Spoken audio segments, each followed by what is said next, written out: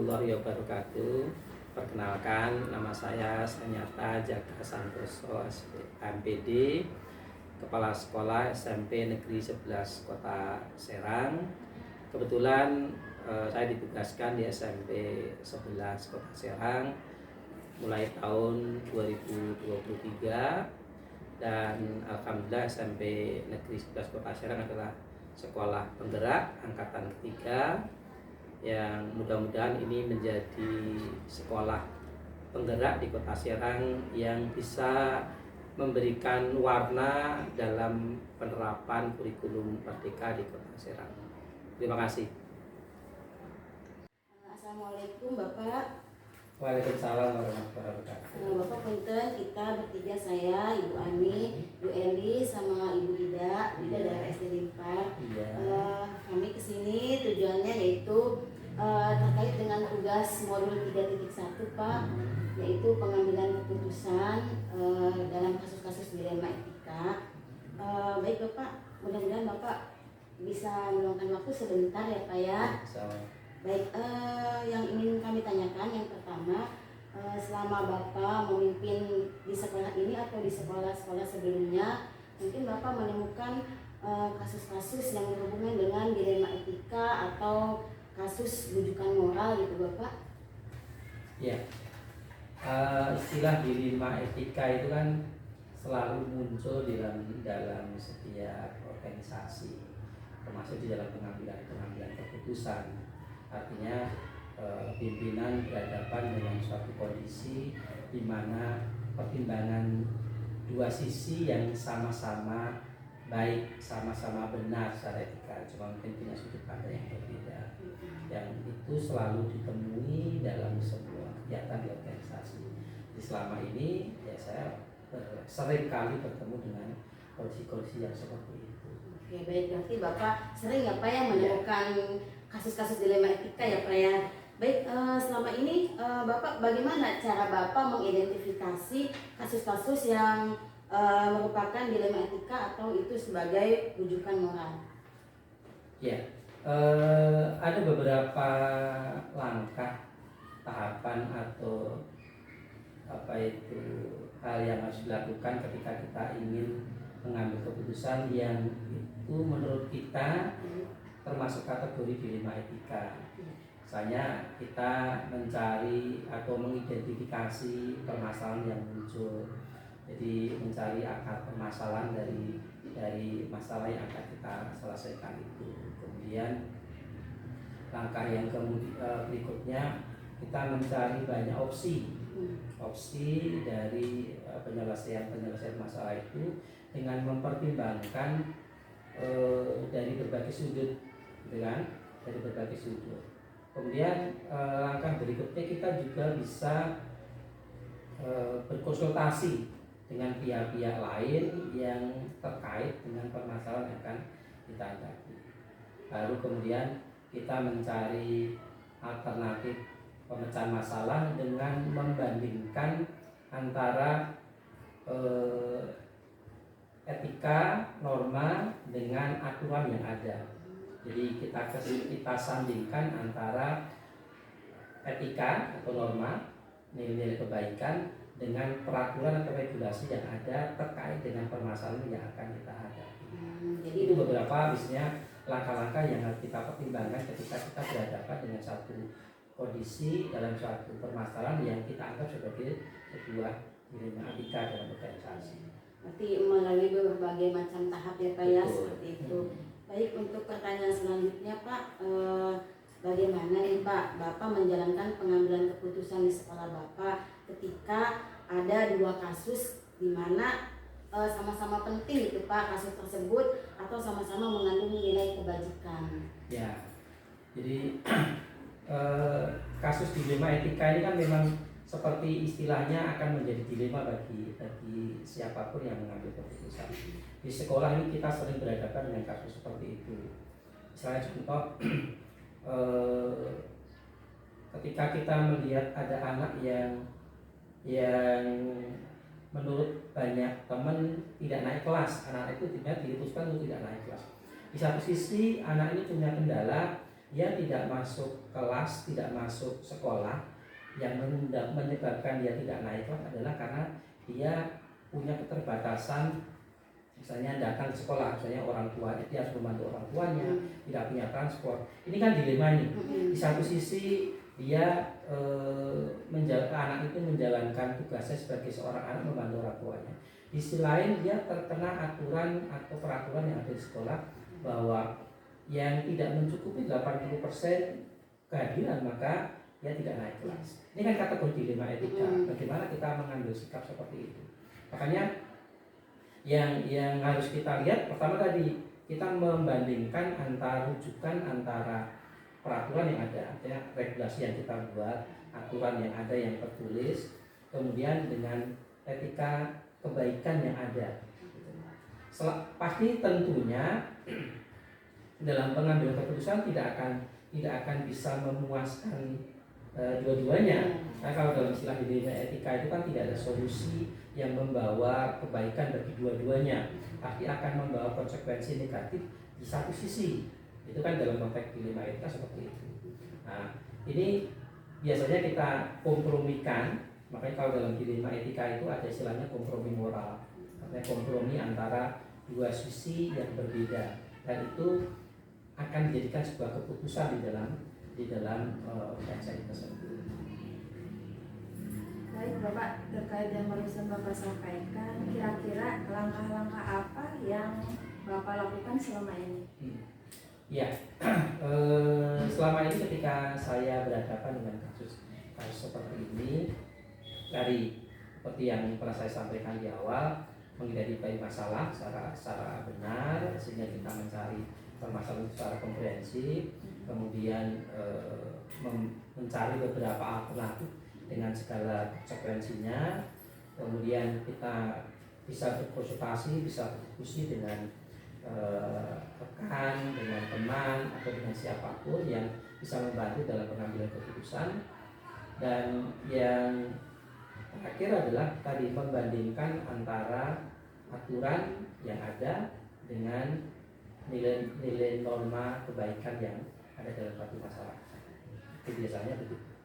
Kira-kira yang selama ini yang anggap Bapak efektif dalam pengambilan keputusan dalam dilema etika itu seperti apa Pak?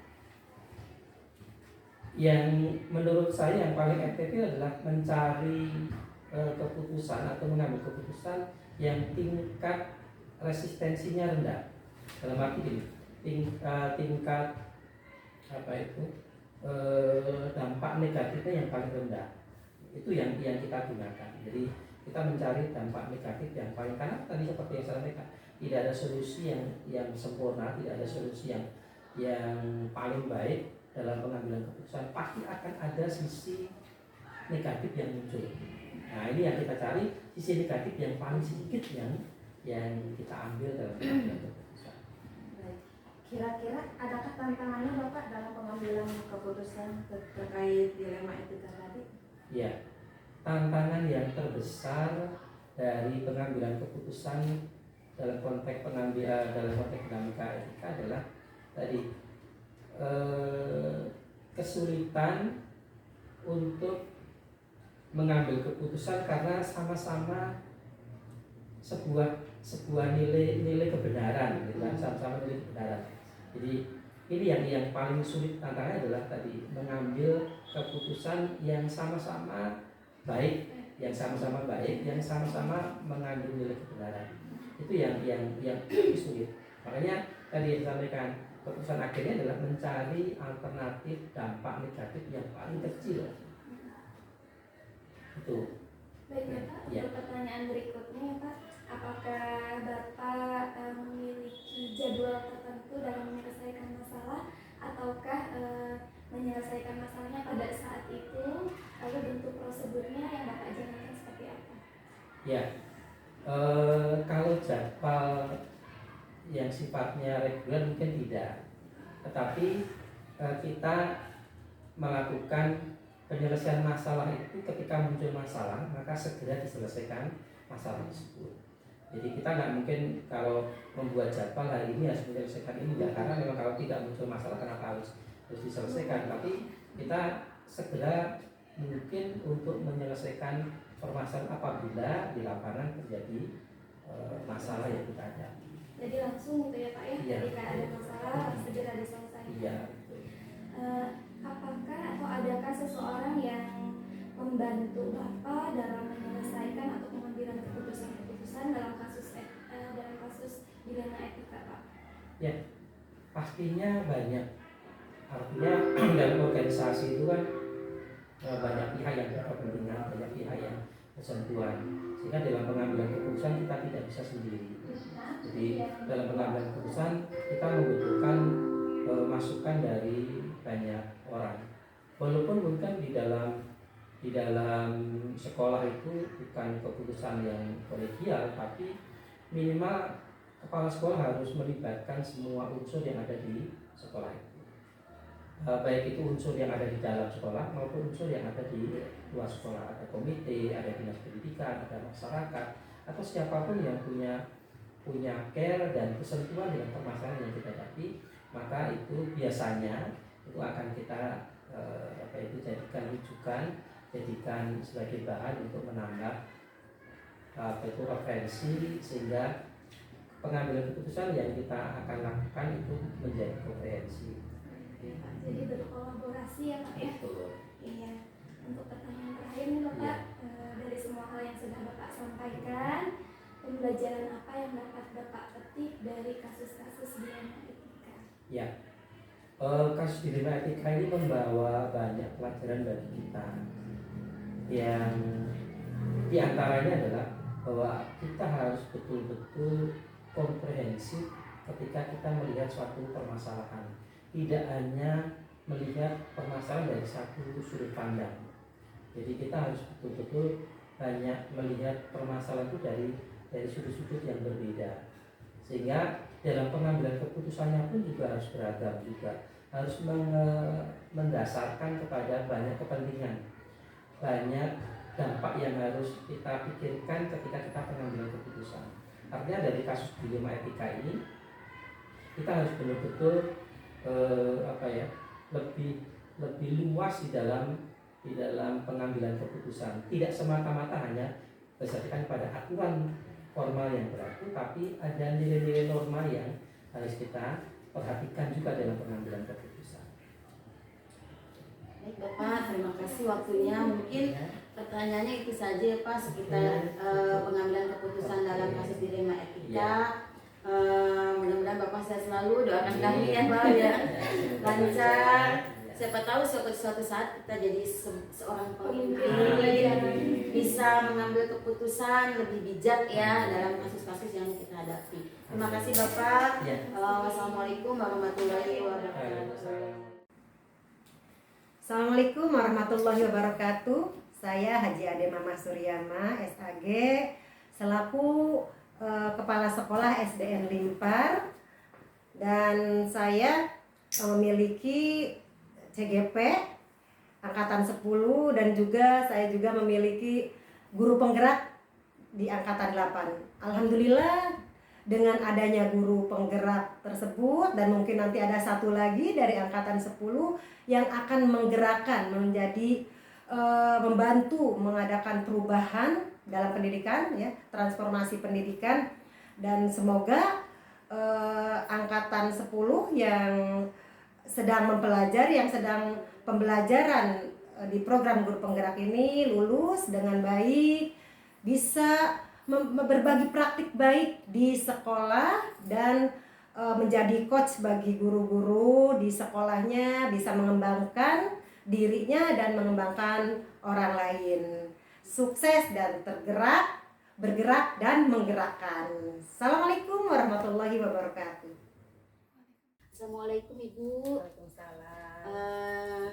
Ibu, kami dari CGP Angkatan 10. Saya Ibu Ani Suryani dari SMP 11. Ini Ibu Elis juga dari SMP 11. Kemudian Ibu Ida dari SD Limpar. Selamat datang ya di SD kami yang cukup mewah ini ya. Ya Ibu, terima kasih. Terima kasih Ibu sudah meluangkan waktu untuk kami. Semoga kegiatan kita hari ini bisa berjalan ya Bu ya. Amin. Dimana maksud dan tujuan kami ke sini adalah kami mendapatkan tugas terkait dengan modul 3.1 yaitu pengambilan keputusan dalam kepemimpinan terkait kasus dilema etika. Nah, langsung saja ya Bu ya ke pertanyaan pertama. Selama Ibu memimpin di sekolah ini atau sekolah sebelumnya, apakah Ibu pernah menemukan kasus-kasus yang berhubungan dengan dilema etika atau bujukan moral, Bu? Baik, mohon maaf ya kalau Ibu kan baru ya, baru beberapa bulan ya. Tetapi setiap permasalahan kan ada ya. Apa sih namanya yang yang dilema etika atau bujukan moral ya. Terkait dilihat dulu kan ada nilai-nilai yang bertentangan tidak gitu. Ya, selalu di dalam itu di setiap sekolah juga mungkin memiliki permasalahan ya, tetapi dilihat dulu diidentifikasi dulu kan permasalahan-permasalahan itu. Oke, baik, tadi identifikasi dulu ya Bu ya permasalahannya. Nah, bagaimana cara Ibu mengidentifikasi permasalahan tersebut? Apakah itu masuk ke dilema etika atau masuk ke bujukan moral gitu? Jadi dilihat dulu permasalahannya ini. Kita kumpulkan fakta-faktanya, kita uji dulu ya.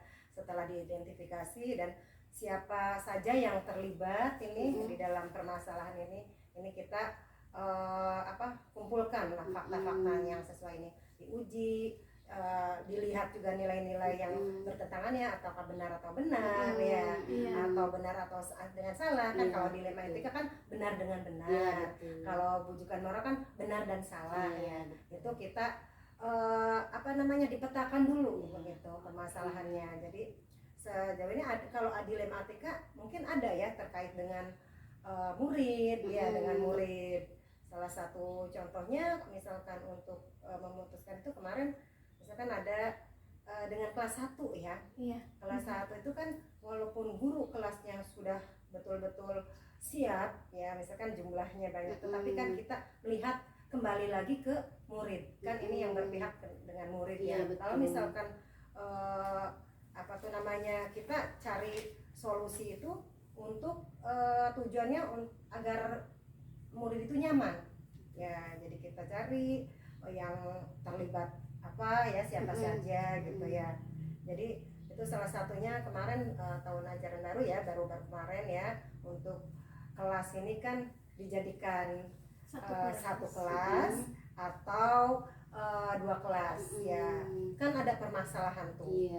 Kita diskusikan bersama, bermusyawarah, ngambil kesepakatan bagaimana nih kalau kita 2 kelas, guru kurang tidak ada kan.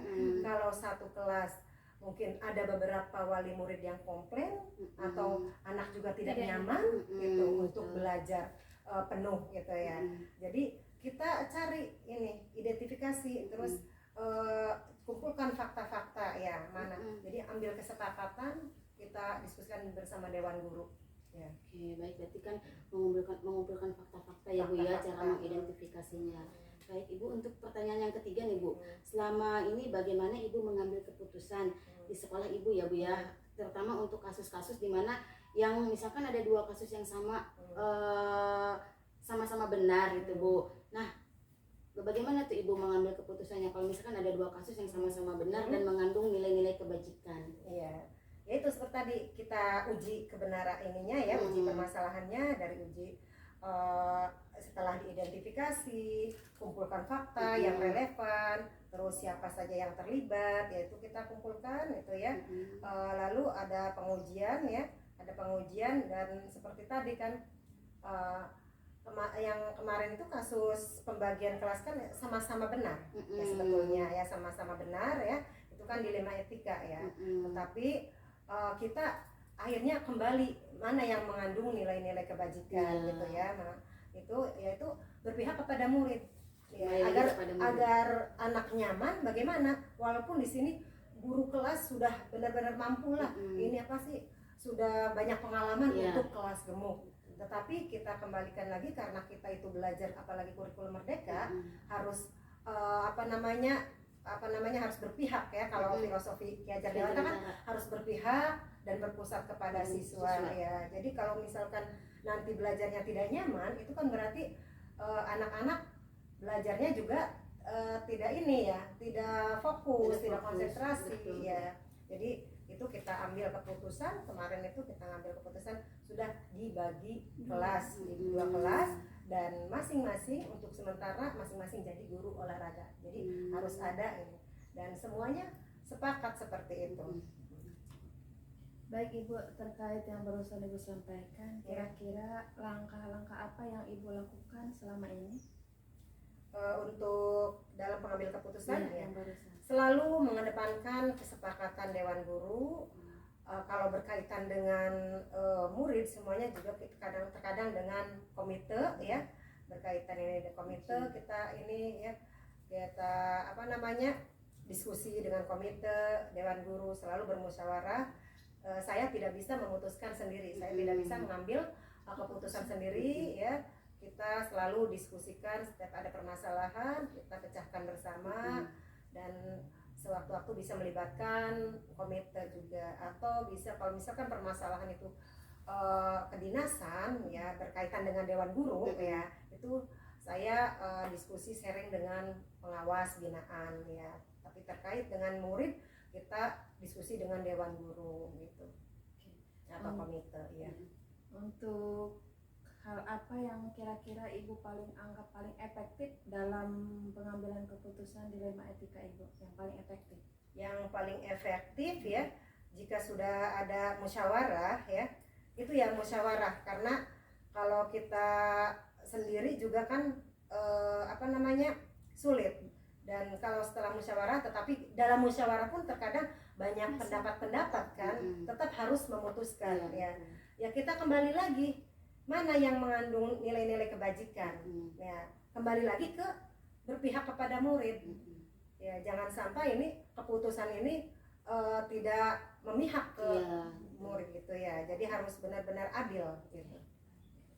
Kira-kira dari penanganan atau pengambilan keputusan tadi, adakah tantangannya Ibu? Selalu ada tantangan Maya, pasti, walaupun itu dalam di sekolah juga kan terkadang tidak semua menyetujui gitu kan. Harus ada mengorbankan salah satu yang tidak menyetujui gitu ya. Pasti ada tantangannya untuk berarti pendekatannya gitu ya. Kontra ya. Iya, jadi kalau misalkan ada yang kontra, bagaimana kita jadi mengambil resiko yang terkecil kan, mengambil resiko yang terkecil. Dan saya juga harus pendekatan memberikan pemahaman untuk yang tidak menyetujui ini, bagaimana agar sama-sama sefrekuensi, sepemikiran bahwa kita tujuannya ke sini ya.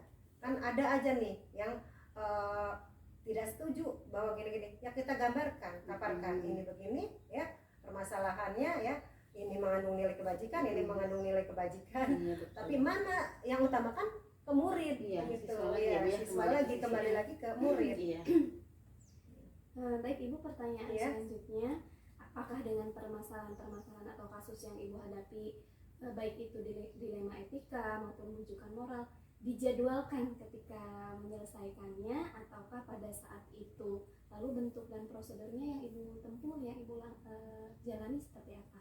Ya, selama ini ya, kalau misalkan ada permasalahan tidak ada jadwal ya, jadi dikondisikan saja. Kalau memang permasalahan itu agak ringan, tidak berat, dan bisa langsung diputuskan, langsung diputuskan, tidak dijadwalkan. Tetapi kalau permasalahannya itu terlalu berat ya, perlu didiskusikan bersama dengan Dewan Guru dan atau mungkin komite, itu baru kita jadwalkan, karena kita juga harus konfirmasi dengan komite waktunya, atau misalkan perlunya adanya misalkan permasalahan ini harus dengan pengawas, misalkan kita konfirmasi dulu ya. Jadi itu melihat dulu permasalahannya ringan atau tidaknya, dan misalkan walaupun misalkan ringan dan bisa diselesaikan hari itu juga langsung, jadi tidak dijadwalkan. Kondisional ya, kondisional ya Bu ya, jadi tidak dijadwalkan. Tidak dijadwalkan. Ada masalah langsung diselesaikan. Seperti itu. baik Ibu, adakah seseorang atau faktor-faktor yang mendukung Ibu selama ini dalam membuat keputusan seperti itu? Ya. Kalau faktor-faktor yang mendukung untuk membuat keputusan yaitu Dewan Guru juga akan membantu. Salah satu guru yang misalkan guru-guru senior gitu, yang senior yang dianggap itu bisa dijadikan untuk membantu kita memutuskan ya.